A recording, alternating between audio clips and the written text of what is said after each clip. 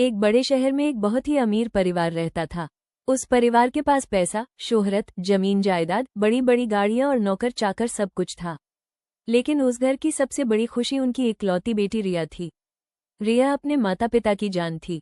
बचपन से ही उसे किसी चीज की कमी नहीं होने दी गई। उसके जन्म के बाद ही उसके पिता ने कहा था, मेरी बेटी की जिंदगी में कभी दुख नहीं आना चाहिए। रिया जब छोटी थी तो उसके पिता उसे रोज अपने कंधों पर बैठाकर पार्क घुमाने ले जाते थे। उसकी माँ हर रात उसे कहानी सुनाकर सुलाती थी। अगर रिया को हल्का सा बुखार भी हो जाता तो पूरी रात उसके माता पिता जागते रहते थे। समय बीतता गया और रिया बड़ी हो गई। अब वो कॉलेज जाने लगी थी।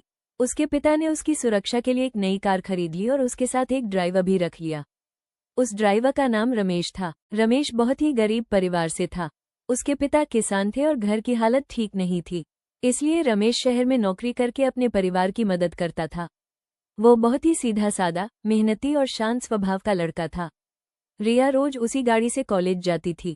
शुरू शुरू में वो रमेश से ज्यादा बात नहीं करती थी, लेकिन धीरे धीरे दोनों के बीच बातचीत होने लगी। कभी रास्ते में ट्रैफिक होता तो रिया उससे बातें करने लगती। कभी कॉलेज से लौटते समय वो अपने दिन की बातें उसे बताती। रमेश भी उसकी हर बात बहुत ध्यान से सुनता था। धीरे धीरे दोनों के बीच एक अजीब सा रिश्ता बन गया। रिया को रमेश की सादगी पसंद आने लगी। उसे यह अच्छा लगता था कि रमेश उसकी हर छोटी छोटी बात का ख्याल रखता है। अगर बारिश होती तो रमेश पहले ही गाड़ी के साथ छाता लेकर खड़ा रहता। अगर धूप ज्यादा होती तो वो गाड़ी पहले से ठंडी कर देता। अगर रिया उदास होती तो वो उसे हंसाने की कोशिश करता। रिया को लगने लगा कि दुनिया में उससे ज्यादा उसका ख्याल कोई नहीं रखता। धीरे धीरे रिया का दिल रमेश के लिए धड़कने लगा। एक दिन गाड़ी में बैठे बैठे रिया ने हिम्मत करके कह दिया, रमेश, मुझे तुमसे कुछ कहना है, मुझे तुमसे प्यार हो गया है। ये सुनकर रमेश के हाथ कांपने लगे। उसने तुरंत गाड़ी साइड में रोक दी और कहा, मैडम, आप मजाक मत कीजिए। आप बहुत अमीर घर की बेटी हैं और मैं सिर्फ एक गरीब ड्राइवर हूँ। लेकिन रिया ने कहा, प्यार में अमीरी गरीबी नहीं देखी जाती। रमेश ने बहुत समझाया कि यह रिश्ता कभी सफल नहीं होगा, लेकिन रिया का प्यार अब जिद बन चुका था। धीरे धीरे रमेश भी उसके प्यार में पड़ गया। दोनों छुप छुप कर मिलने लगे, लेकिन दोनों को पता था कि अगर घर वालों को ये बात पता चली तो बहुत बड़ा तूफान आ जाएगा। एक दिन रिया ने रमेश से कहा, अगर हम यहाँ रहे तो मेरे घर वाले हमें कभी एक नहीं होने देंगे। रमेश ने बहुत समझाया, रिया, अपने माँ बाप के बारे में सोचो, वे तुमसे बहुत प्यार करते हैं। लेकिन रिया अब किसी की बात सुनने को तैयार नहीं थी। एक रात जब पूरा घर सो रहा था, रिया चुपचाप अपने कमरे से निकली। उसने आखिरी बार अपने घर को देखा, लेकिन उस समय उसे यह नहीं पता था कि वो अपने माँ बाप को आखिरी बार देख रही है। वह रमेश के साथ घर छोड़कर भाग गई। सुबह जब उसकी माँ कमरे में गई तो रिया वहां नहीं थी।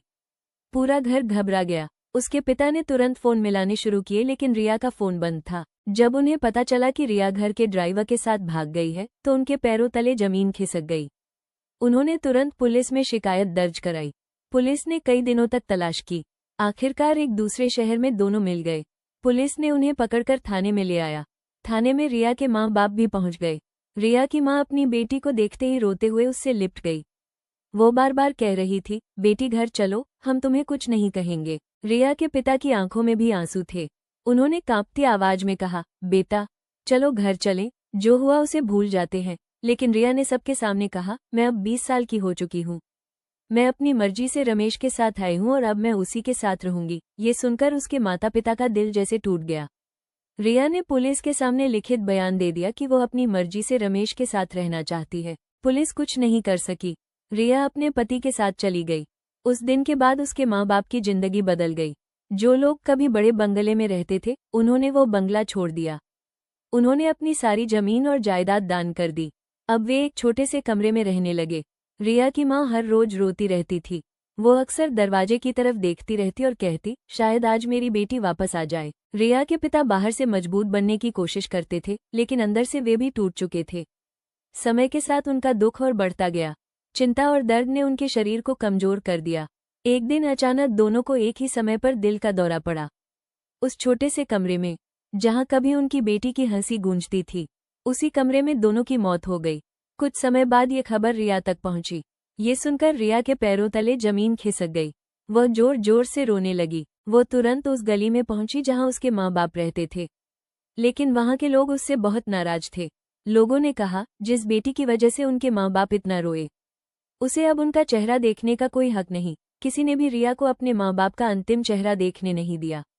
रिया वही सड़क पर बैठकर फूट फूट कर रोने लगी। वो बार बार कह रही थी, माँ, पापा, मुझे माफ कर दो, मैं बहुत बड़ी गलती कर बैठी, लेकिन अब बहुत देर हो चुकी थी। रिया रोती हुई वहां से वापस चली गई। कहते हैं उस दिन के बाद उसकी जिंदगी कभी पहले जैसी नहीं रही। उसकी हंसी कहीं खो गई, उसकी आंखों की चमक खत्म हो गई। एक गलती ने उसे उसके माँ बाप हमेशा के लिए छीन लिए। कभी कभी एक गलत फैसला सिर्फ हमारी जिंदगी ही नहीं, बल्कि हमारे माँ बाप की जिंदगी भी तोड़ देता है। माँ बाप का प्यार दुनिया का सबसे सच्चा प्यार होता है, इसलिए कभी भी ऐसा फैसला मत लेना जिससे उनका दिल टूट जाए।